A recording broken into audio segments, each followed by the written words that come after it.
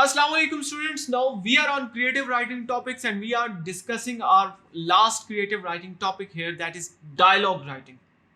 ये आपके पेपर का लास्ट क्वेश्चन होता है जिसमें आपको चॉइस दी जाती है, दो डायलॉग्स के टॉपिक्स दिए जाते हैं जिनमें से आपको एक डायलॉग अटेम्प्ट करना पड़ता है और ये भी अप्रॉक्सीमेटली 5 मार्क्स का या 10 मार्क्स का ये क्वेश्चन होता है, which is very important. So basically students, हमने चैप्टर नंबर 3 क्योंकि डायलॉग फॉर्म में था, the media and its impact, if you remember, तो वो एक डायलॉग था. हमने उस वक्त भी डायलॉग राइटिंग को डिस्कस किया गया था. और चलिए हम उस डायलॉग राइटिंग को डिस्कशन को दोबारा एक ओवरव्यू देते हैं, एक समराइज करते हैं what is basically dialogue writing and how we can write a dialogue. So basically students, dialogue is a means of communication, एक मीन ऑफ कम्युनिकेशन है बिटवीन टू और more person about a specific topic. आपने dialogue को normal conversation से confuse नहीं करना. Normal conversation में हमारे पास कोई डायरेक्शन नहीं होती एक टॉपिक के लिहाज से, and in the we can say regarding dialogue writing हमारे पास एक स्पेसिफिक टॉपिक होता है जिसके बारे में हम डिस्कस कर रहे होते हैं, दो या दो से ज्यादा लोग. जब एक टॉपिक पे दो या दो से ज्यादा लोग डिस्कशन करते हैं उनको हम डायलॉग बोलते हैं. अब डायलॉग राइटिंग का स्ट्रक्चर क्या है, डायलॉग राइटिंग को कैसे लिखा जाता है, हम इसको डिस्कस करते हैं.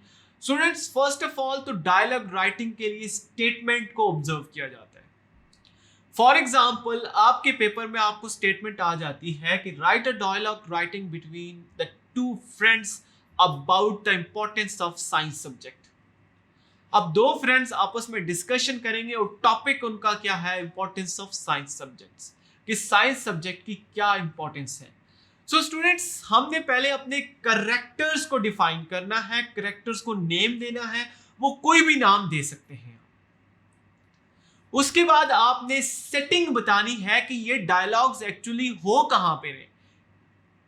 Either it is in classroom, either it is in playground, either it is in cafeteria, ये कैफेटेरिया में हो रहे हैं या ये घर पे हो रहे हैं, किसी रूम में हो रहे हैं. आपने सेटिंग को डिफाइन करना है, आपने सेटिंग की हेडिंग देनी है, उसके नीचे बताना है कि two friends are sitting in a cafeteria, they are about to discuss about their we can say about the importance of science subject.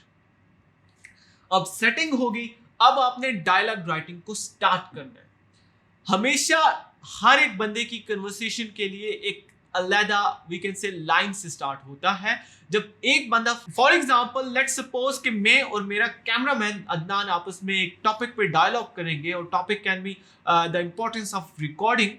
तो रिकॉर्डिंग की इंपॉर्टेंस पे हम लोग या रिकॉर्डिंग पे प्रोसेस पे हम लोग डिस्कशन करेंगे.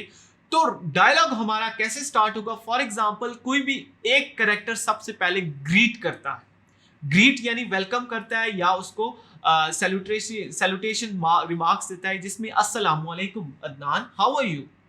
सो this is the greeting remarks जो एक कैरेक्टर से सबसे स्टार्ट में दूसरे कैरेक्टर की तरफ जाते हैं. देन दूसरा कैरेक्टर रिप्लाई करता है कि वालेकुम सलाम Hamza, I am fine, how about you. So यहाँ पे ये डायलॉग का स्टार्ट था कि सबसे पहले, उसके बाद हम मैन डिस्कशन दोबारा होती है. कीप इन माइंड कि हर एक सेंटेंस हर एक जो स्टेटमेंट आएगी, जो रिमार्क्स आएंगे किसी भी करेक्टर से, वो हमेशा सेमी कॉलन के बाद होंगे. Character name and then semi colon and the we can say the statement और कमेंट्स ऑफ दैट पर्सन और दैट करेक्टर. इसमें भी सबसे पहले इसके 3 स्ट्रक्चर होते हैं. स्ट्रक्चर में सबसे पहले डायलॉग यानी टॉपिक का introduction, then we can say उसके related ideas and then conclusion. Conclusion में क्योंकि डायलॉग हमेशा दो ऑपोजिट, जब दो बंदे आपस में डिबेट्स कर रहे होते हैं, फॉर एग्जांपल हम लोग कहते हैं कि इंपॉर्टेंस ऑफ साइंस सब्जेक्ट, तो एक बंदा साइंस सब्जेक्ट के बारे में बोलेगा तो दूसरा अपनी कंफ्यूजन्स बताएगा कि साइंस सब्जेक्ट मुश्किल होता है, उसमें मैथ्स मुश्किल होती है, लॉजिकल होते हैं, तो दूसरा बंदा उसको सोल्यूशन देगा. तो फाइनली हम एक कंक्लूजन पे पहुंच जाएंगे जिसमें हम उस कंक्लूजन को ऐड करेंगे और एक ना एक उन दोनों कैरेक्टर्स में से एक कंक्लूजन पे रजामंद हो जाएगा जो उसको थैंक यू बोल के हम अपने डायलॉग को एंड कर देंगे. सो डिफरेंट टॉपिक्स आते हैं डायलॉग्स के. अगर आपको डायलॉग राइटिंग की स्ट्रक्चर का पता है, then there will be no difficulty for you guys to write a dialogue between any person. तो लाजमी नहीं है कि फ्रेंड्स के बारे में कोई स्टेटमेंट आए, वहाँ पे पेपर में कुछ भी कोई भी स्टेटमेंट आ सकती है that write a dialogue between a father and a son, write a dialogue between the two sisters, the write a dialogue between two students, write a dialogue between teachers and students. So we can say जो characters हैं वो कोई भी हो सकते हैं. Keep in the mind topics भी कोई भी हो सकते हैं. आपने सिर्फ पैटर्न को फॉलो करना है.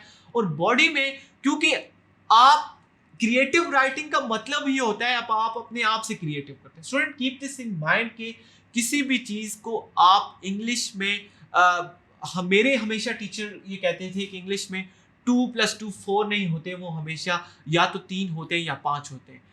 उसका ये मतलब नहीं था कि आप ये थॉरली कुछ लॉजिकल नहीं होता, लॉजिकल होता है, लेकिन इंग्लिश लैंग्वेज में आप एडिशन कुछ भी कर सकते हैं जिसकी रिस्ट्रिक्शन कोई नहीं है. लाइक फिजिक्स में हमारे पास रिस्ट्रिक्शंस हैं, हम रिस्ट्रिक्शन से बाहर नहीं जा सकते, लेकिन लैंग्वेज में कोई रिस्ट्रिक्शंस नहीं होती. जहां से मर्जी आप मटेरियल उठाएं आप लिख सकते हैं उसमें, अनटिल आप ग्रामेटिकली करेक्ट हो. सो स्टूडेंट्स, आई होप आपको आज का ये क्रिएटिव राइटिंग का सेक्शन समझ आया होगा. My name is Sardar Hamza. I am your English instructor from tutoria.pk. See you in the upcoming grammatical topics video. Thank you.